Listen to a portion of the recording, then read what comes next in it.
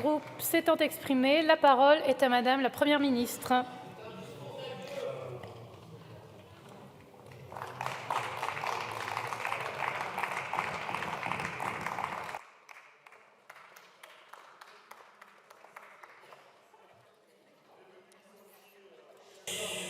Madame la Présidente, Mesdames et Messieurs les députés, avant toute chose, je veux exprimer mon émotion après la fusillade meurtrière, si vous vouliez bien écouter, y compris sur les bancs de LFI. Avant toute chose, je veux exprimer mon émotion après la fusillade meurtrière qui a durement frappé le peuple tchèque à Prague. J'ai échangé tout à l'heure avec le président Pavel et je lui exprime à titre personnel, au nom de mon gouvernement, et je n'en doute pas, en notre nom à tous, mon soutien et ma solidarité.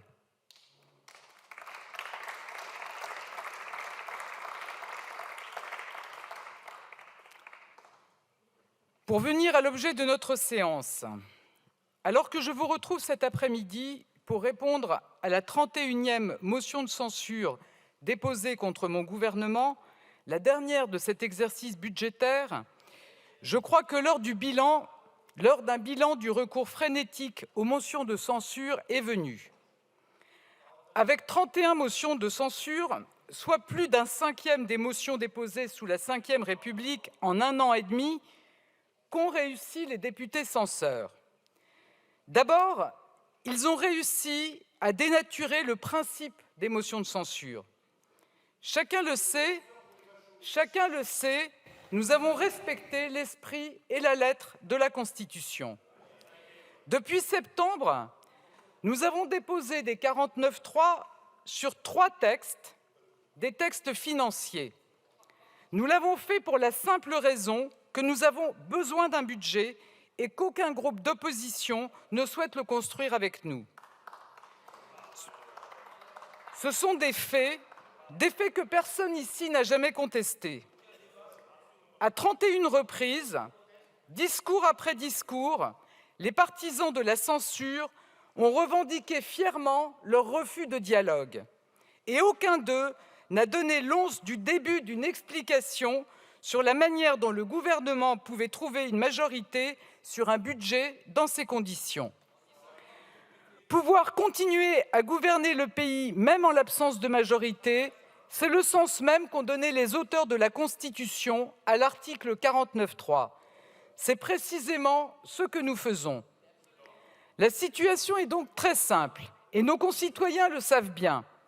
Il y a vous qui voulez bloquer le pays, et nous qui voulons agir pour les Français.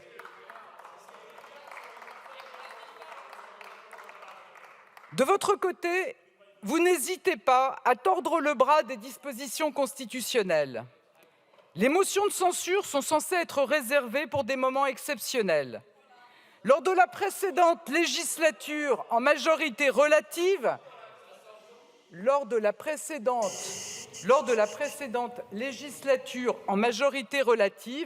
de 1988 à 1993, 39-49-3 avait conduit à seulement 8 motions de censure.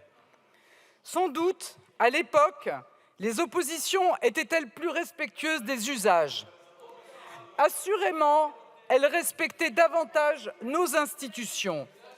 Visiblement, elles avaient conscience que les motions de censure déposées par réflexe les videraient de leur sens et de leur portée. Elles avaient aussi conscience que dans des délais constitutionnels contraints pour l'examen des textes financiers, la systématisation des motions de censure et le temps nécessaire pour les examiner ne laissent aucun espace pour un débat sur le fond des textes.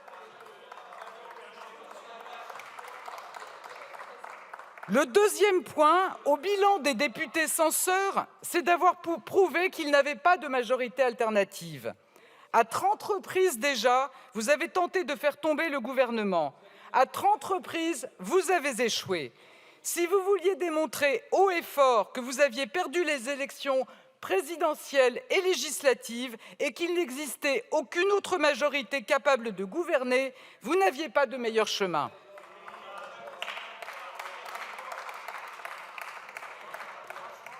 Alors merci à tous les députés censeurs de la NUPES ou du Rassemblement national d'avoir, à 30 reprises, permis de conforter mon gouvernement devant cette Assemblée.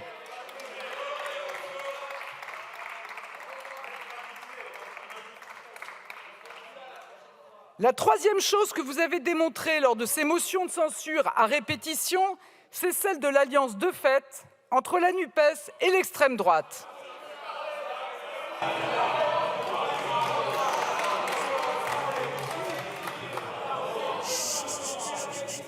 S'il vous plaît.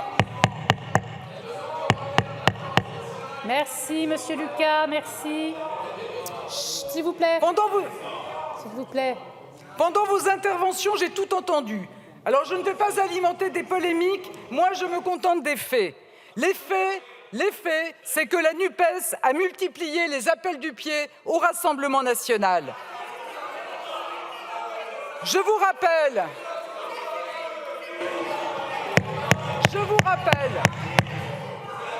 S'il vous plaît. Madame Rousseau, je vous remercie.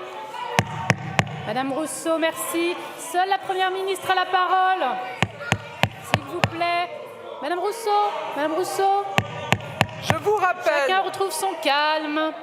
Je vous rappelle que c'est le leader de la France insoumise lui-même qui vous avait donné des règles pour une motion de censure acceptable et votable par l'extrême droite.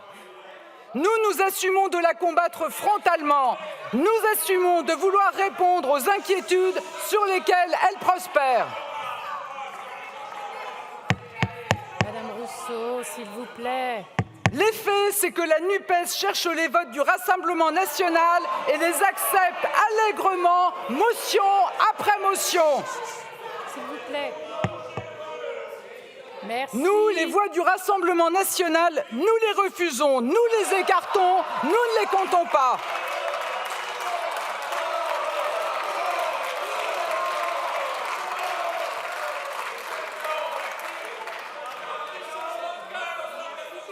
S'il vous plaît. Les faits, et vous le démontrez une fois de plus, c'est que l'extrême gauche et l'extrême droite déploient les mêmes techniques, les invectives plutôt que les idées, les outrances plutôt que la vérité, les hurlements plutôt que les débats. Toutes les opinions contraires aux vôtres vous gênent. Vous préférez les couvrir d'injures plutôt que de les écouter. Extrême gauche et extrême droite, ce sont les mêmes méthodes, le même refus du pluralisme. Alors vos justifications capillotractées n'y feront rien. Sur ces bancs, chacun en est témoin. La NUPES et le Rassemblement national ne cessent de se ménager et de s'allier.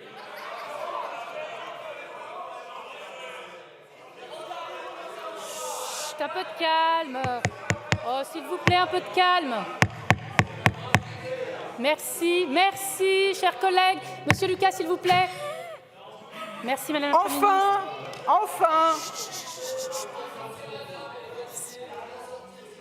Enfin, le dernier enseignement de cette série de motions.